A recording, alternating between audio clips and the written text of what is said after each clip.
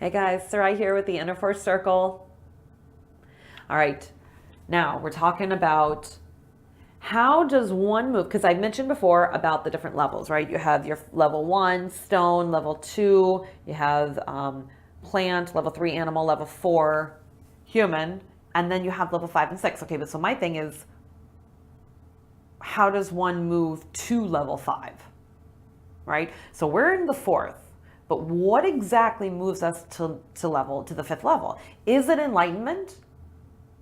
Is it basically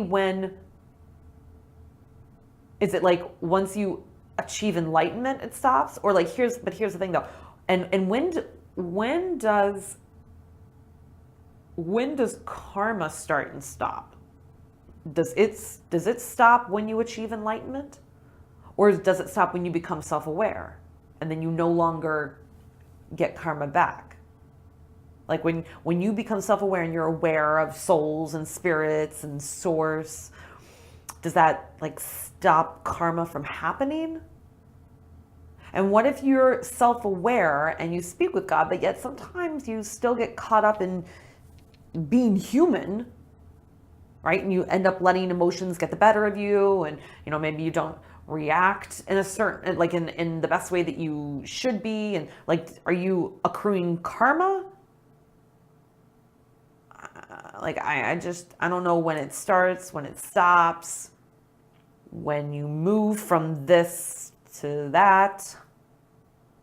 How does, or what does enlightenment feel like? Like what does it feel like?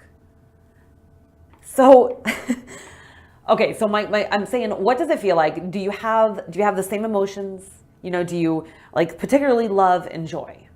Right? In like what do you see? What about how you see? Do things look the same? See, I ask because I don't know, part of me is like, if I were to go down this path toward enlightenment, would I still feel as much joy? And the reason I have a reason for asking that, because when I get really into meditating heavily, like several times a day, when I'm really, really open and listening to the universe,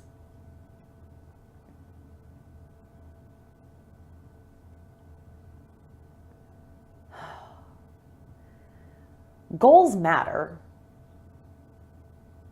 but my drive is different.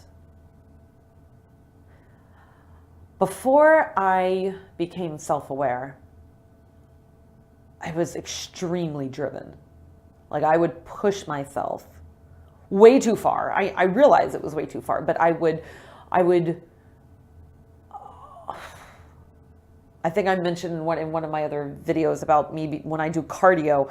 I mean, I would push myself to the point where I just could barely move like the last 10 minutes or 5 minutes or so, like where I'm tripping over myself because my muscles just don't want to move anymore. So like that's my drive. Like, I mean, when I get going, I can't be stopped. But it's just it's different when you're aware, when you're self-aware. And I'll give you a perfect example of this. When you're self-aware, it comes from a different place. Your drive comes from a different place. So perfect example. Before I became self-aware, I started setting goals. And one of those goals was to make $10 million. Not only $10 million, but $10 million in 2 years. Whatever, it's a goal, okay? It's supposed to be ridiculous, crazy, audacious, crazy goal. Okay, so that was my goal, right? All right, fine. Well,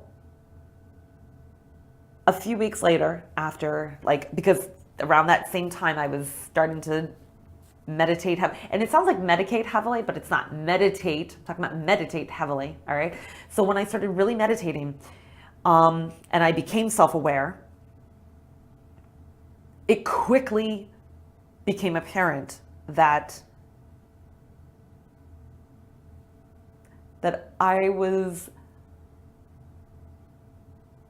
it was not for my greater good to have a financial goal. That my purpose on life, on earth, my purpose on earth was not about money. And I've never really been one of those people that has been like, yes, I want money. And because when you work on motivational self-development stuff, it's very much about visualization and having those dreams and having those goals and having them set really big. So I just thought that my previous issue, for the reason that I'm not really extremely wealthy, I assumed it was because I didn't have those goals, because I didn't really put a priority on money. I never really have. I just said, you know what? I believe that if I put in the work, I believe that it will come back to me some way, somehow. I believe that. And I've always believed that if you care and if you put in that time and do it for a good reason, if you give and give, the money will be there. The money will find its way to you. And both my husband and I believe that. And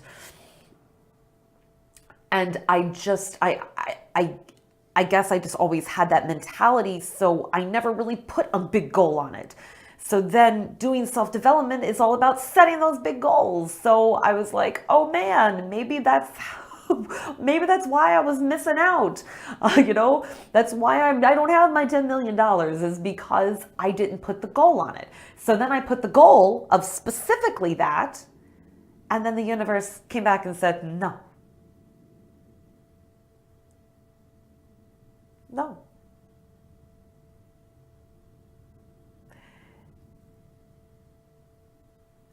So that has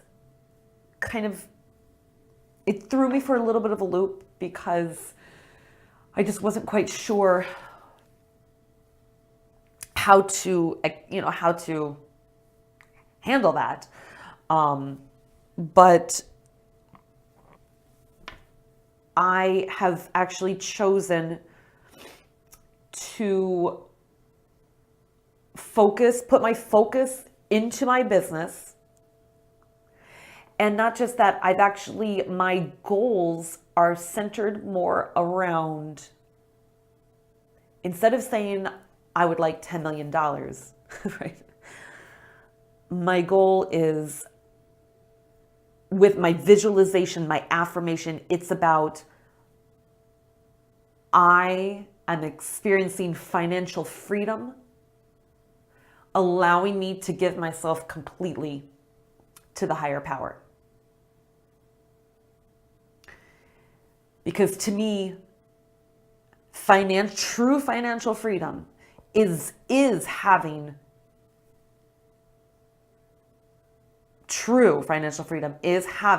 a very steady flow of income, lots, not just, a couple $1,000s a month. No. We're talking like in order for me to reach the world with everything that I have to offer, it needs to be on a bigger scale. And here's the thing. I highly suggest it, guys. You want to talk about something mind-blowing, read this book, The Science of Getting Rich. And when I say read, I am talking about Audible.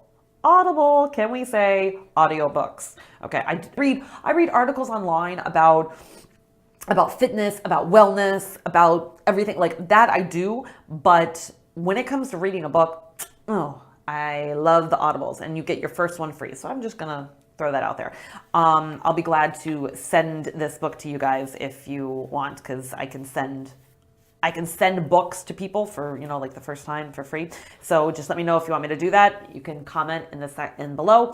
But yes, The Science of Getting Rich. amazing. So in there, Wallace D. Waddles talks about that, about how the universe actually wants you to be abundant. It wants you to have money, to have beautiful things, things that make you happy, things that bring you joy. And yes, one of those things is having more money. Money, it is the way it is. It affords you to have more positivity in your life. It affords you to have more free time. If you allow it, of course. We're not talking about being a workaholic where you're there all the time and you don't experience life and family and joy. You have to have those things. It has to be a balance. But by having the money come in, it increases your vibration.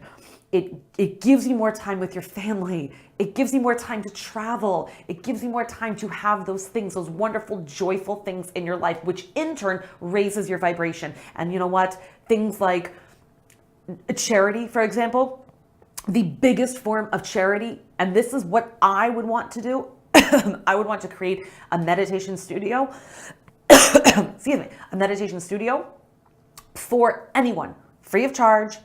Just come in and leave whenever you want to.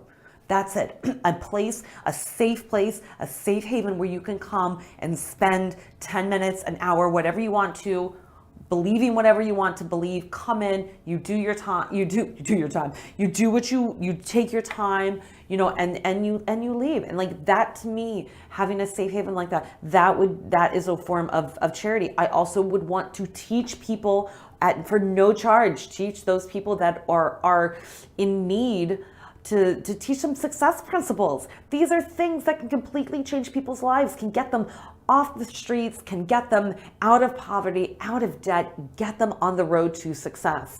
And that is the greatest form of charity. It is by far it's better than giving people money. I mean, what is better, right? Giving them $1 million or teaching them how to make $1 million?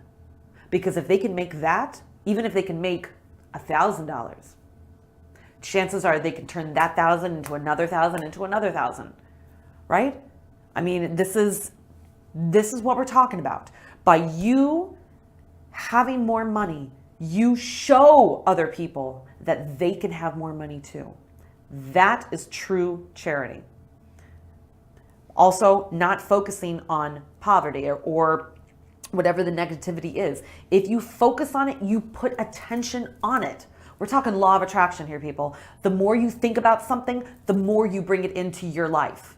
Especially when you bring it onto a bigger scale where the world is thinking about something. Let me tell you something. War, when it is in the news and everyone is thinking about it, we are all creating it. We are creating more of that. It was not a coincidence that 9/11, I think it was the first anniversary of 9/11, that was the lottery winning number. I believe it was one of the lottery 9/11. It was not a coincidence. This is the law of attraction. When you think about something, you send, remember, our thoughts are energy. Our brain waves are physically energy molecules moving. So when you send it out, it has to go somewhere. It's not going to disappear. It doesn't disappear. Energy constantly stays. It just changes shape. So where is it going?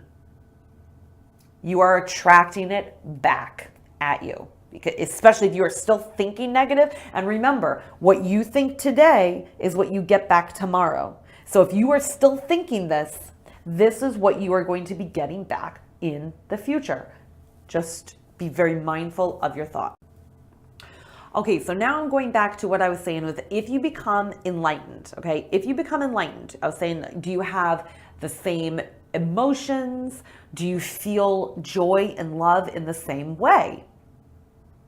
And then that's where I went off on the tangent about how I don't think you do. You do, but it comes from a different place. Because of my goal setting, it just comes from a different place. I'm not as driven as I used to be. I am driven to do the work of the universe, of God, but not driven because I have to get it done because that's who I am. It's hard to explain, but it's just different.